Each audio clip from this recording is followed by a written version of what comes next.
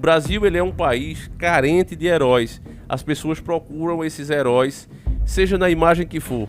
É aquele cara, né, que nunca apareceu no bairro dela, mas de repente ele chega em um carro que parece uma limusine e senta-se no barzinho, começa a apertar a mão dos moradores, ri com eles. Alguns chegam ao ponto, principalmente no caso de vereadores, a sair para jogar bola. Tinha um candidato a prefeito aqui, que eu acho que ele foi eleito umas 2 vezes, e ele jogava bola mesmo com o pessoal. Ele chegava nas quadras, principalmente dos bairros mais humildes, com mais pessoas, mais numerosos, né, em habitantes, e ele ia jogar bola com o povo, ia para os sítios, na trilha com o pessoal, e ganhou várias eleições aqui, porque o povo vê isso. E eu me lembro quando eu dizia, olha, esse cara é um sacana, esse cara só tá fazendo isso porque tá próximo da eleição. E o pessoal dizia, mas pelo menos ele vem. Ficavam brabo, família.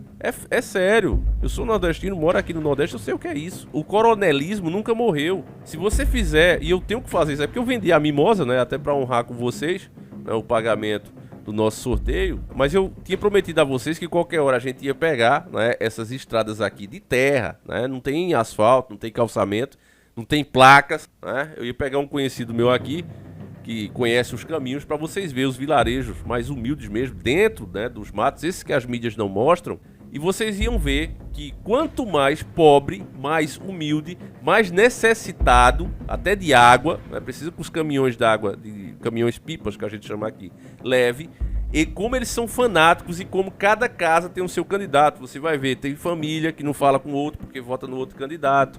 É alienação total, é nós contra nós mesmos, meus irmãos. Nós contra nós mesmos. E aqui eu tenho um vídeo que eu capturei aqui no Face Lixo, que ele vai ilustrar o que eu tô falando pra você. Eu peço que você preste o máximo de atenção. Davi, mas eu tô dando uma lavada aqui nos pratos, meu irmão. Minha mulher me obrigou.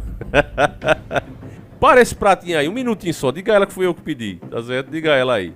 Diga, olha, foi o Davi, pronto. É bom que apanha nós dois. Mas dê uma paradinha aí e veja mesmo esse vídeo, porque é extremamente importante você entender isso aqui. Escute as palavras, meus irmãos, e memorize, porque é exatamente isso que acontece. Colocando nós entre esquerdas e direitas, preto contra branco, mulher contra homem, héteros contra bi, etc, etc. Quando na verdade nós somos um só povo, sofremos juntos, né? Literalmente nascemos e falecemos nessa terra, sendo explorados desde a hora que a gente nasce. Então não há por que ter essa divisão.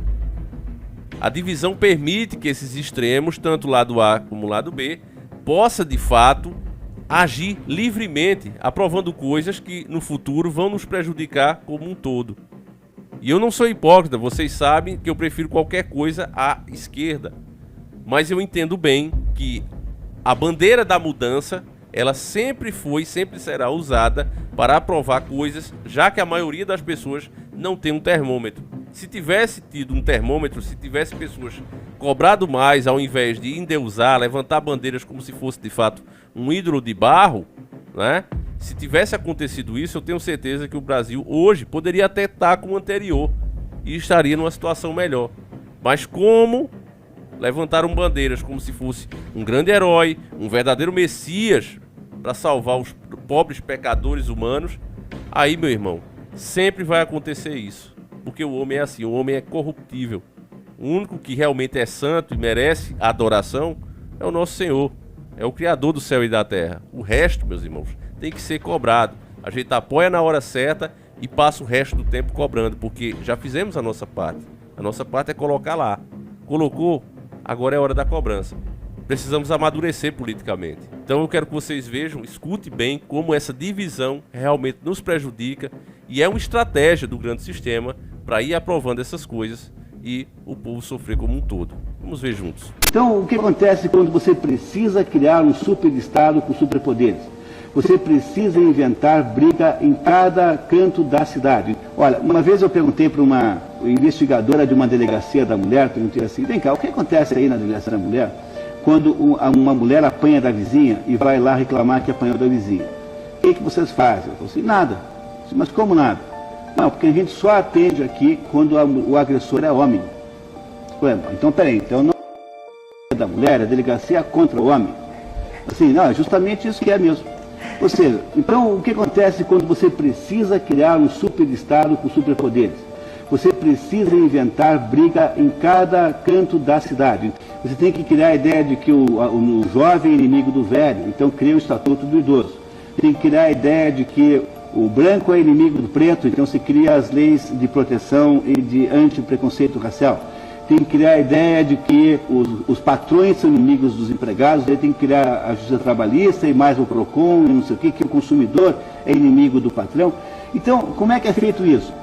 É feito de uma maneira que pareça que todos os indivíduos na sociedade estão em embate, estão em distúrbios, estão em inimizade permanente. E como todo mundo então não para de brigar, quem é que aparece para resolver o problema? É o sacrosanto Estado, que aparece então com seus mecanismos repressores, e que para que possam existir precisam ser financiados pelo dinheiro da gente mesmo, e que diz assim, não, eu que sou Estado, eu sei melhor como faz para lidar com a relação homem e com mulher. Exatamente isso, meus irmãos. Eu acho que eu não preciso explicar o que foi dito aqui, porque você entende bem. Eu lembro que eu estava vendo um vídeo que os inscritos mandaram. Eu recebo muitos vídeos, a maior parte não dá para passar aqui no canal, né? Não dá para compartilhar com vocês. Mas era de uma família que entrou em treta entre eles mesmos, né? E aí eles resolveram, tiveram a infeliz ideia de ligar para a polícia, né? Uma briga de família. Se desentenderam lá, o marido de uma queria brigar com o outro, e a velhinha no meio, as esposas no meio, de repente chega a polícia. E aí, não sei o que disseram, o policial se estressou e até a véia levou uma mãozada na cara. E aí, a família, né, nessa hora, todos se uniram, parou a briga na hora e começaram a reclamar da polícia. Disse, poxa, a gente chamou aqui vocês para pôr ordem, vocês vêm quebrar a gente. E a polícia levou todos presos, né? Quer dizer, é isso que acontece quando você coloca tudo na mão do Estado. Era um problema familiar, eles mesmos poderiam ter resolvido, né? Ter colocado a cabeça no lugar, acalmado os ânimos. Se tivesse, não quero mais conversa com você, passava um tempo um longe do outro para refletir, beleza, depois resolvia. Mas não, resolveram colocar o Estado no meio, e é isso que o Estado faz. É o que eu digo para vocês, meus irmãos. Você, meu irmão, que mora com outro homem, você, minha amiga, que tem uma mulher dentro da sua casa, que tem uma companheira, você aqui é muito bem-vindo. Nós não estamos nós contra nós mesmos, porque você é nós. Eu sou você, você é eu. E por que é que eu digo isso? Não é hipocrisia, não é, porque ele tem canal, ele tem que ser uma pessoa boa. Eu realmente penso assim. Porque o que eu vejo no papel, e se você também der uma chance ao que eu estou dizendo aqui e conferir, você vai ver, eles não fazem lei especificamente para você ou para mim, eles fazem para o povo. Então quando o pau quebra é nas nossas costas.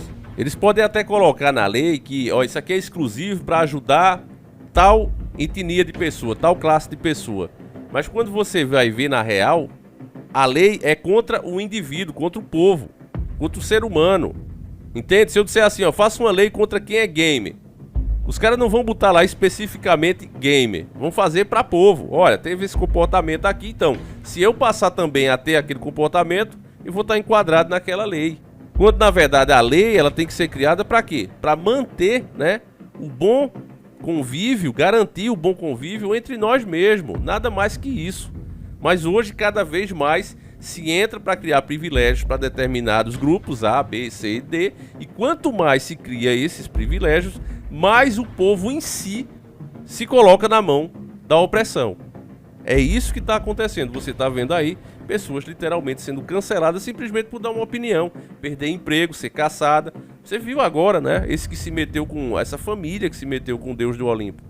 Não provaram nada, tá mais do que claro que não houve agressão, houve uma discussão porque o cara furou a fila, não aconteceu no Brasil, o cara não estava na posição de Deus do Olimpo, estava na posição de um turista, igual os outros turistas, mas por ter um cargo aqui, né, nessa República das Bananas, acha que pode ser o dono do mundo, prejudicou o trabalho da pessoa, prejudicou a família inteira, expôs a família inteira e tá aí, não provou nada, né, e tá ruim pra família. Até agora você tem um dinossauro que tá na frente aí da justiça dizendo o quê? Olha, o crime organizado e não sei o que, insinuando que é a classe média. Quando na verdade, porque acharam umas armas, né, que tinham sumido aí do exército, acharam umas armas e um apartamento chique, né, lá no Rio de Janeiro. Mas isso é óbvio que é assim, sempre foi assim. A primeira coisa que um traficante faz, quando ele ganha dinheiro, é sair do lugar onde ele mora. Ele coloca os peões dele ali. E o produto que ele vende, ele não quer que o filho dele use. Experimenta pegar um filho de um traficante, comprar o produto do pai dele e dar ao filho dele, pra você ver o que é que ele faz com você. Eu vou dizer, meu irmão, que você vai partir dessa pra uma pior, bem ligeirinho. É o mínimo que vai acontecer. Tenta fazer isso, porque ele sabe o quanto aquilo é ruim. A mesma coisa o lugar. Você vê mesmo o manda-chuva que tá aí. Ele é o cara que mais gasta em hotéis de luxo. Nenhum presidente é tão luxento como ele. Ele e a esposa dele. Queria comprar agora, né, um avião que tinha uma cama. Pra quê? Pra ele ir com a bela mulher dele fazendo amor pelos ares, né? Na base do Viagra, provavelmente. Aí você vê, né, o pai dos pobres deveria viver no meio da pobreza, né? Não ter esses luxos, coisa de gente granfina. Mas é assim, meus irmãos. Saiu da merda, a primeira coisa que esses caras fazem é esbanjar um luxo como um esfomeado mesmo. Às vezes um cara, né, que recebe um preconceito, porque esse cara já nasceu em berço de ouro. Às vezes o cara é mais moderado, porque ele já é acostumado e ele não vai com tanta ganância assim. Já o outro, né, como esse manda-chuva que tá aí, você vê que ele esbanja. Família toda podre de rico. Então, meus irmãos, ou o povo percebe esse tipo de coisa e para, né, dessa idolatria com essas marionetes que estão aí, ou esse tipo de coisa vai ser aprovado. Você vê, não tem protesto, não tem nada, as pessoas vão ser prejudicadas por isso. Eu falava que não tem nada de economia liberal nisso, permitir uma coisa dessa, que já era desde o outro que estava aí, que era supostamente o lado oposto. Mas veja aí como é que as coisas estão, meus irmãos. Só aprova coisa que vai ferrar eu e você, e o povo ainda não entende. Enfim, fique com Deus, meus irmãos, deixa a tua opinião, um abraço e fui.